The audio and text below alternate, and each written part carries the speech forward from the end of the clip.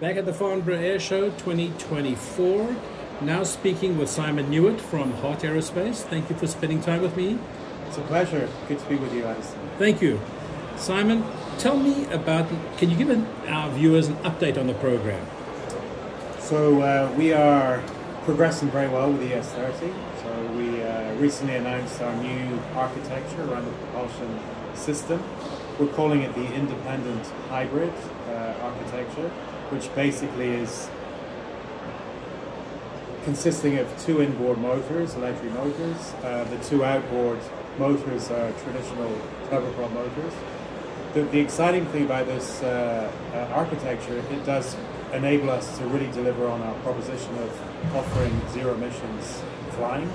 So our target remains on course for entering the service with 200 kilometers all electric range. And of course, with the turboprops, we don't cannibalize the energy of the batteries.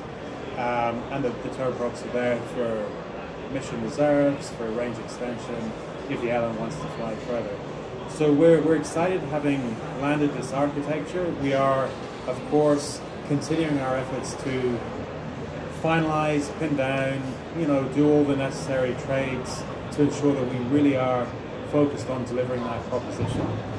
At the same time, we are, as you would expect from a startup, with a clean sheet, we're exploring, not just at the product level, but also, how we're putting this aircraft together. What is going to help us deliver on the economic proposition as well. I think we all know, and we've confirmed here at the show this week, the airline interest remains very, very strong. Of course, with the economic proposition that comes along with it. So our laser focus is to ensure that economic play really materializes. How we do that, how we perhaps can do things ourselves. We're looking at exploring some system development. To what extent, of course, remains to be seen. We've just opened our R&D hub in the US. So that's leveraging on our US topco status. So we have our new CTO, which just joined us, and it's very exciting times to see what are the possibilities in that field. We're at a stage where we need to continue to show progress. It's very important. We need to continue to show that we are credible, continue to try and minimize the obstacles in terms of the path to certification. So we need to be being as simple as we can be, leveraging technology where it does really support us. So it's exciting times. It's all happening now. Developing our presence, continuing to develop our presence in the US, maintaining and building presence in Europe. It's certainly exciting. I think your timing is really fortuitous because we're right at this watershed moment with propulsion in this space for regionals. So that's very interesting. So when you look at the market, how big do you think the segment is for 30-seaters? So it's a great question, because I think when you look at this market, for good and for bad, this market did exist before. 30-seat aircraft were flying around. We all remember, some of us remember those 1980s and 1990s where nightmares. Yes, where we had 19-seaters flying around and actually delivering good business to the airlines that were operating.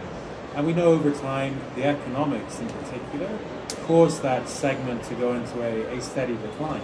And it's fair to say that the whole regional segment has struggled, and it doesn't enjoy the same rates of growth that we see in other parts of the market. So again, when we look at what the S30 can do, delivering on that value proposition, we're not replacing old aircraft only. Actually, the biggest market is going to be the new market creation. So when we look at the infrastructure that's out there, all the airports, all the points on the map that can be connected, and remembering that the battery electric technology, the investments that are required to support such technology whilst existing are not as big and complex as some of the other technologies out there. We see a great opportunity for points that used to be served to come back to be served. We see new markets that didn't exist before. leveraging on the airport infrastructure that's around the world underutilized at the moment. So we're seeing, and it's been confirmed by the appetite that the airlines are showing in terms of committing their time. We've got a very, very healthy advisory board with airlines from really around the world, marquee names, small regional operators from all geographies are basically confirming the same, that if you deliver on this value prop, you're going to open new market opportunities in a sustainable way. So you don't want to give me a number? So look, I mean, you know, we're not using any current production rates as our reference point. Right. You know, we're seeing this as a large play. 1,500 airplanes? I think. I mean, you know, this is expected as minimums. We're going big, and we really believe that the opportunity does really exist, considering that new market opportunity. Data points: the U.S. 5,000 airports, 500 being operated commercially at the moment. There's bags of infrastructure there. The same dynamic here in Europe. Lots of underutilized airfields, which are electrifying. Or in terms of how to electrify, it's not the most complex or most expensive proposition. So how we're going to enable all this as well is key. So it's it's new technology. It is a new way of operating. So we really stress this collaborative approach. So you need the airports involved. You will need government, and the way this is going to start is lighthouse regions, we call them, around the world, in the Nordics, maybe some places in Asia, Central Europe, maybe here, even in the UK, where you've got parts of these geographies that the ecosystem can come together, local governments supporting, airports that are progressive and looking to invest, airlines that are willing to take thought leadership, right? Because the usual mantra is, single fleets, reduce your complexity, just keep going as is. But we know we can't keep going as is if we want to address the emissions transformation. You actually led into my next question, which is, geographically, where does Hart see the most potential? So traditional regional markets, obviously, North America. North America, here in Europe. But if you look around the world, there's opportunities actually everywhere. I mean, there's no market that we're saying that's not existing. Now, of course, to be really truly zero emissions or hugely reducing emissions footprint, we need to look at the renewable energy that's coming in. What color is that energy that's coming in to feed the airports and do the recharging? So there will be a kind of staged introduction of this technology. We obviously see, where our spiritual home in the Nordics being an obvious opening market, parts of the US, North America, and as I say, out in Asia, we've got, public partnerships we've made public, like Air New Zealand, for example. There in New Zealand is another key market. And as I say, even this week, we've been encouraged by good discussions with some airlines, even here in the UK, that potentially being interested. So the next question obviously is going to be related to, you've gone from 19 seats to 30 seats. Yes. And typically in the regional market, so much of your team is ex-Embraer, so you guys understand the regional market really well. This is not strange territory to you. Typically it starts around 50 seats. So my next question really is going to talk about growth. You've grown the ES already. What does the platform look like for further growth? So look, so we're very, very clear on what can technology really deliver, right? What is the art of possibilities? So we really believe that the technology can deliver useful range, commercially viable operations within this decade at 30 seats with this independent hybrid architecture. Of course, the airlines are saying, give me more seats, but we're going to really work alongside technology as it evolves. I think one of the benefits of the clean sheet design or working on developing the aircraft, you can be rather agnostic as well. If you develop the platform, you can incorporate the new technology as it comes on. When we talk about battery energy density, for the same shape, form of the battery, you're going to get more juice in terms of energy density. which will give either opportunity to be larger or increase your aircraft size, or fly further with the existing size. So we certainly are looking at a product portfolio.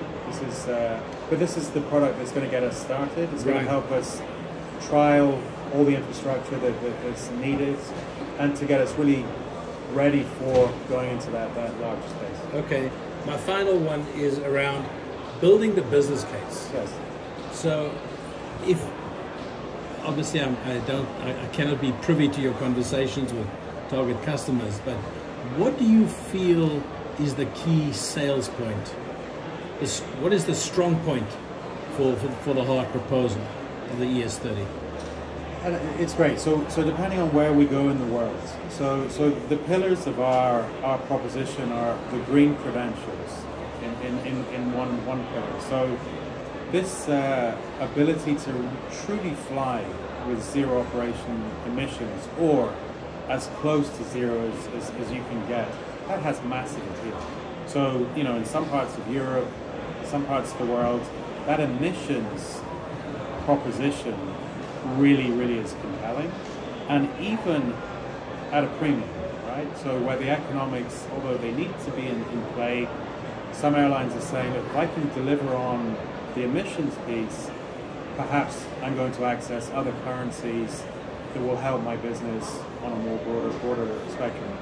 You go to some other markets, while that's very good, the emissions pillar, it's all about economics.